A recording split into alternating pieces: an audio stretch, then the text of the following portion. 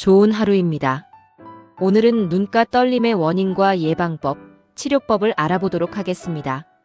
여러분, 지금 이 순간에도 여러분의 눈꺼풀이 미세하게 떨리고 있다면 이것은 단순한 피로가 아닐 수 있습니다.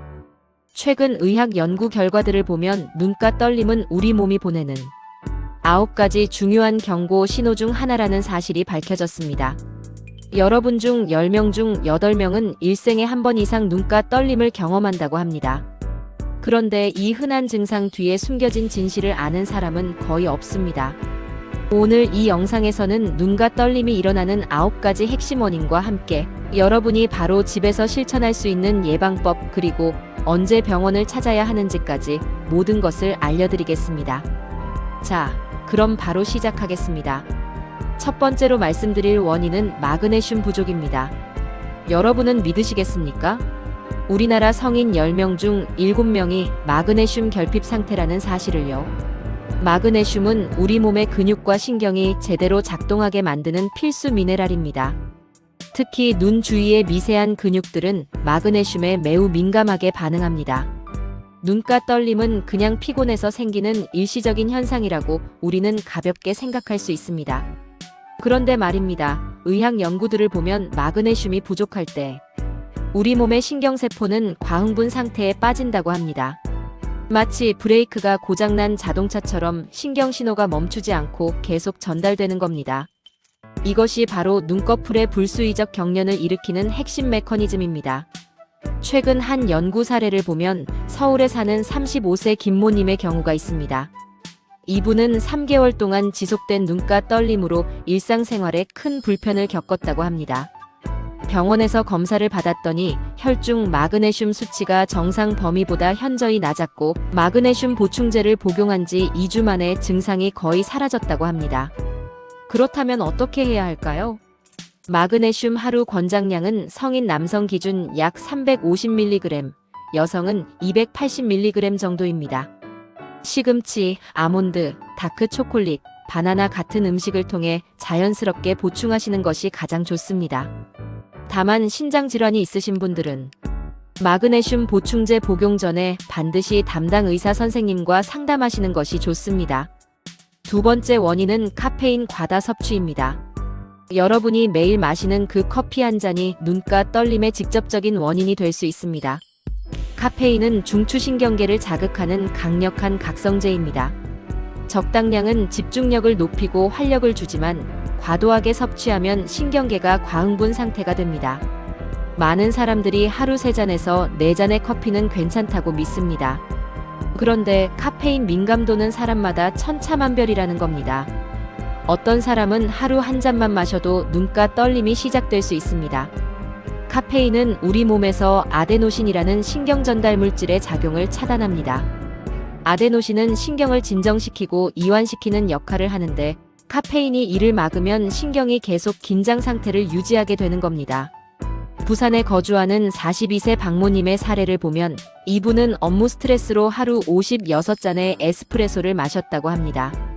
6개월간 지속된 오른쪽 눈 떨림으로 안과를 방문했는데 특별한 안과 질환은 발견되지 않았습니다. 전문의의 권유로 카페인 섭취를 하루 한 잔으로 줄였더니 한 달 만에 증상이 완전히 개선됐다는 보고가 있습니다. 완전히 커피를 끊을 필요는 없습니다. 하루 카페인 섭취량을 400mg 이하로 제한하는 것이 좋습니다. 이는 대략 아메리카노 2잔 정도입니다. 오후 3시 이후에는 카페인 섭취를 피하고 물이나 허브차로 대체하시는 것을 권장합니다. 또한 에너지 드링크에는 생각보다 많은 카페인이 들어있으니 주의가 필요합니다. 세 번째 원인은 수면 부족과 피로 누적입니다. 여러분은 어젯밤 몇 시간을 주무셨나요? 최근 대한수면학회의 연구 결과를 보면 우리나라 성인의 평균 수면 시간은 6시간 30분에 불과하다고 합니다. 이것은 권장 수면 시간인 7시간에서 8시간보다 훨씬 부족한 수준입니다. 우리는 늘 잠이 부족하면 피곤할 뿐이라고 생각합니다. 하지만 수면 부족이 신경근 접합부의 기능을 직접적으로 방해한다는 겁니다. 신경근 접합부는 신경신호가 근육으로 전달되는 지점입니다. 충분한 수면을 취하지 못하면 이 부위에서 신경전달 물질인 아세틸콜린의 분비와 재흡수 과정에 문제가 생깁니다. 마치 전기 회로에 잡음이 끼는 것처럼 눈꺼풀 근육에 불필요한 신호가 계속 전달되는 겁니다. 의학 저널에 실린 사례를 보면 대전에 사는 28세 이모님은 취업 준비로 3개월간 하루 45시간씩만 잠을 잤다고 합니다. 양쪽 눈꺼풀이 동시에 떨리는 증상이 나타났고 심할 때는 눈을 제대로 뜨기도 힘들었다고 합니다. 수면 클리닉을 방문해서 수면 패턴을 개선하고 하루 7시간 이상 수면을 취하도록 조정했더니 2주 만에 눈가 떨림이 80% 이상 감소했다는 기록이 있습니다. 그렇다면 어떻게 해야 할까요? 매일 같은 시간에 잠자리에 들고 일어나는 규칙적인 수면 패턴을 만드는 것이 중요합니다. 잠들기 1시간 전부터는 스마트폰과 컴퓨터 사용을 자제하세요. 블루라이트는 수면 호르몬인 멜라토닌 분비를 억제합니다. 침실은 어둡고 시원하게 유지하고 낮잠은 오후 3시 이전에 20분 이내로 제한하는 것이 좋습니다. 네 번째 원인은 스트레스와 불안입니다. 충격적인 사실은 만성 스트레스가 우리 몸의 코르티솔 수치를 지속적으로 높인다는 것입니다. 코르티솔은 일명 스트레스 호르몬으로 불리는데 이것이 과도하게 분비되면 신경계 전체가 과민해집니다. 특히 안면신경은 스트레스에 매우 민감하게 반응합니다. 많은 사람들이 스트레스는 마음의 문제라고만 생각합니다. 그런데 신경과학 연구들을 보면 스트레스는 뇌의 편도체를 활성화시키고 이것이 자율신경계의 균형을 무너뜨린다고 합니다. 자율신경계가 불균형해지면 교감신경이 과도하게 활성화되어 근육 긴장도가 높아집니다. 눈 주위의 섬세한 근육들은 이런 변화에 가장 먼저 반응하는 겁니다. 광주에 거주하는 39세 최모님의 경우를 보면 이분은 회사에서 중요한 프로젝트를 맡은 후 3개월간 극심한 스트레스를 받았다고 합니다.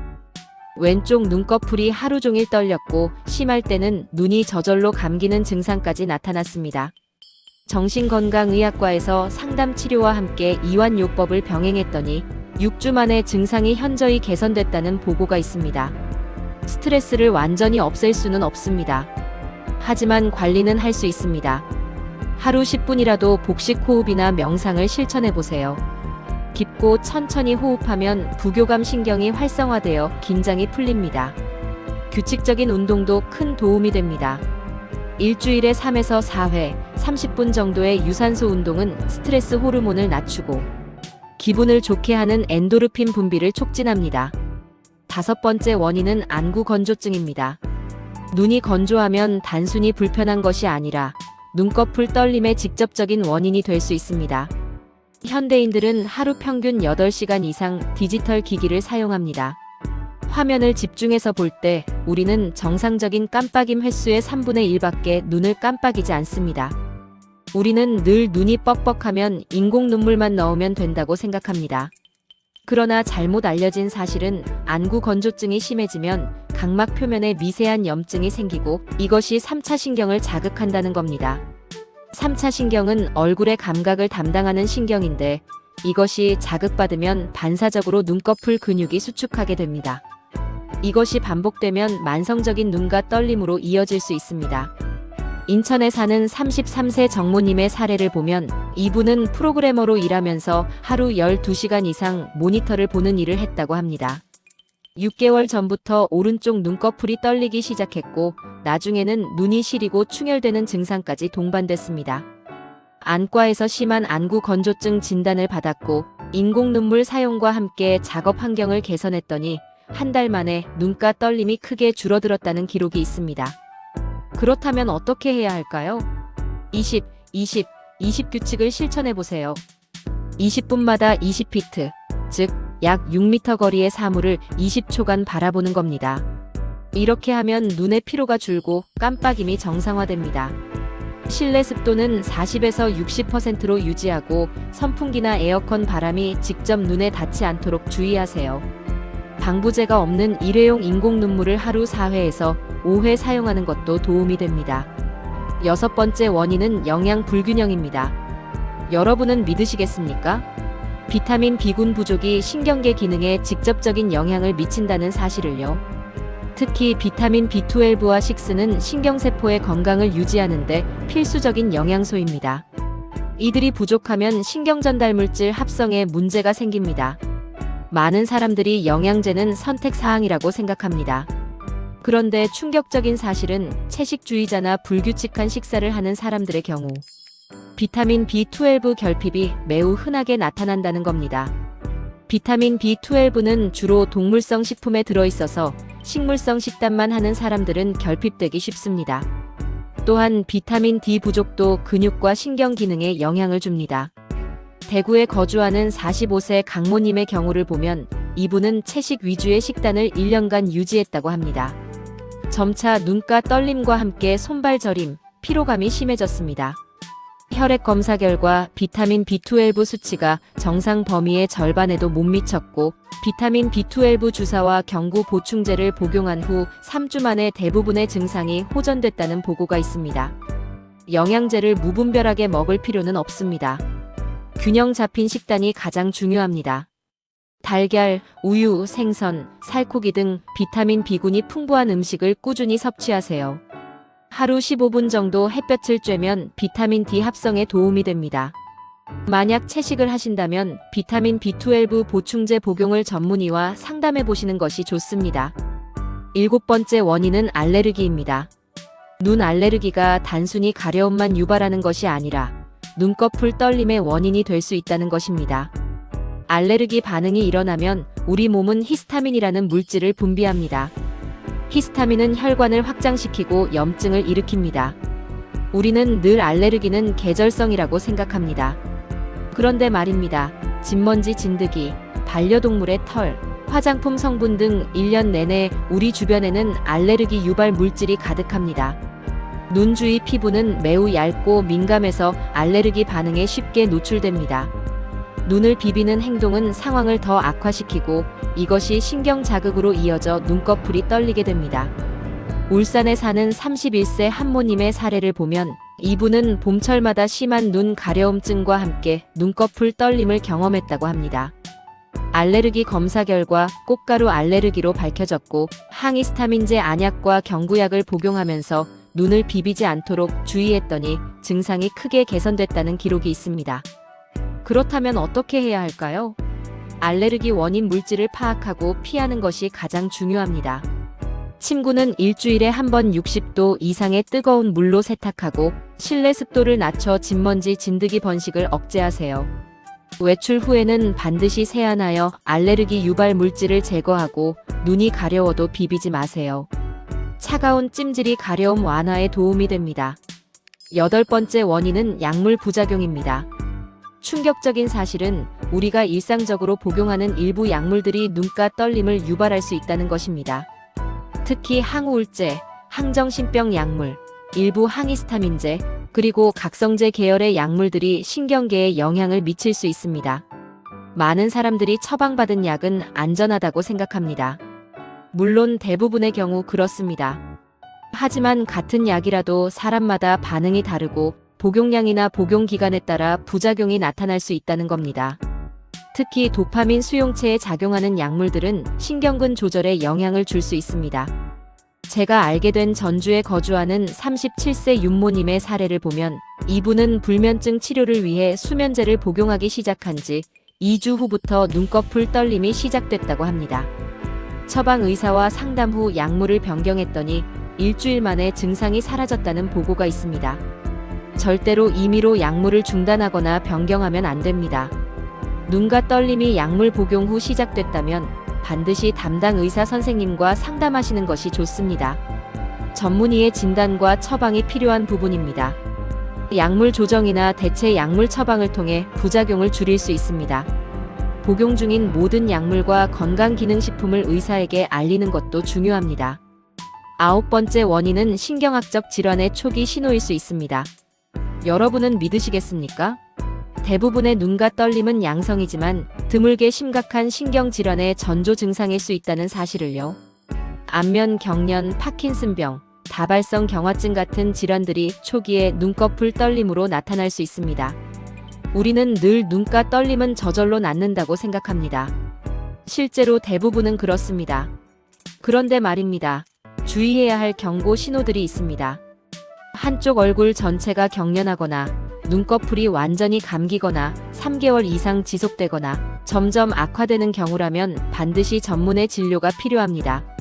의학저널에 실린 사례를 보면 춘천에 사는 52세 송모님은 처음에는 단순한 눈가 떨림으로 시작했지만 6개월 후 한쪽 얼굴 전체가 경련하는 반측성 안면 경련으로 진단받았다고 합니다.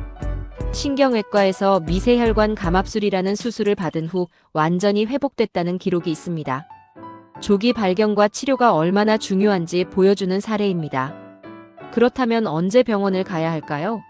눈가 떨림이 2주에서 3주 이상 지속되거나 눈꺼풀이 처지거나 눈이 완전히 감기거나 얼굴 다른 부위까지 경련이 퍼지거나 시력 변화가 동반되면 즉시 신경과나 안과를 방문하세요.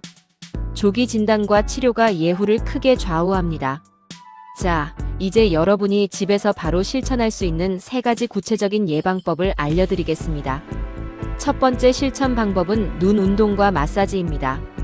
하루 3번, 아침, 저녁 그리고 오후 1번씩 간단한 눈 운동을 해보세요. 양쪽 눈을 꽉 감았다가 크게 뜨기를 10회 반복합니다. 그 다음 눈동자를 상하좌우로 천천히 움직이고 시계 방향과 반시계 방향으로 각각 5회씩 돌립니다. 눈 주위를 부드럽게 마사지하는 것도 좋습니다. 검지와 중지로 눈썹 아래를 바깥쪽에서 안쪽으로, 눈 아래는 안쪽에서 바깥쪽으로 각각 10회씩 가볍게 눌러줍니다. 이렇게 하면 눈 주위 혈액순환이 개선되고 근육 긴장이 풀립니다. 두 번째 실천 방법은 생활 습관 조정입니다. 카페인 섭취는 오전 중으로 제한하고 오후 3시 이후에는 물이나 허브차를 마시세요. 알코올도 신경계를 자극할 수 있으니 과음은 피하는 것이 좋습니다.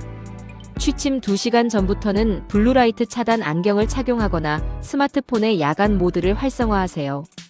침실은 어둡고 조용하게 유지하고 실내 온도는 18에서 20도 정도가 적당합니다. 매일 같은 시간에 잠들고 일어나는 규칙적인 수면 패턴을 만드는 것이 무엇보다 중요합니다. 세 번째 실천 방법은 영양 관리입니다. 마그네슘이 풍부한 식품을 매일 섭취하세요. 아침에는 바나나와 아몬드, 점심에는 시금치 샐러드, 저녁에는 연어나 고등어 같은 등푸른 생선을 먹는 겁니다. 비타민 B군이 풍부한 현미, 통곡물, 달걀, 우유도 꾸준히 드세요. 수분 섭취도 중요합니다. 하루 1.5에서 2리터의 물을 마시면 혈액순환이 좋아지고 신경 전달도 원활해집니다. 다만 자기 직전에 물을 많이 마시면 수면을 방해할 수 있으니 저녁 8시 이후에는 수분 섭취를 줄이는 것이 좋습니다. 또한 스트레스 관리도 빼놓을 수 없습니다. 하루 10분이라도 명상이나 복식 호흡을 해보세요. 코로 깊이 숨을 들이마시면서 배를 부풀리고 입으로 천천히 내쉬면서 배를 들어가게 합니다.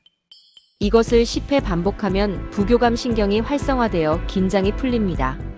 요가나 스트레칭도 좋습니다. 특히 목과 어깨 근육을 풀어주는 것이 중요한데 이 부위의 긴장이 안면 신경에도 영향을 미치기 때문입니다. 이렇게 눈가 떨림의 9가지 원인과 예방법, 그리고 언제 병원을 가야 하는지까지 모두 말씀드렸습니다. 여러분 기억하세요. 눈가 떨림은 대부분 일시적이고 양성입니다. 하지만 우리 몸이 보내는 신호를 무시해서는 안 됩니다. 충분한 수면, 적절한 영양 섭취, 스트레스 관리, 그리고 카페인 조절만으로도 대부분의 눈가 떨림은 예방하고 개선할 수 있습니다. 완전히 금지할 필요는 없습니다.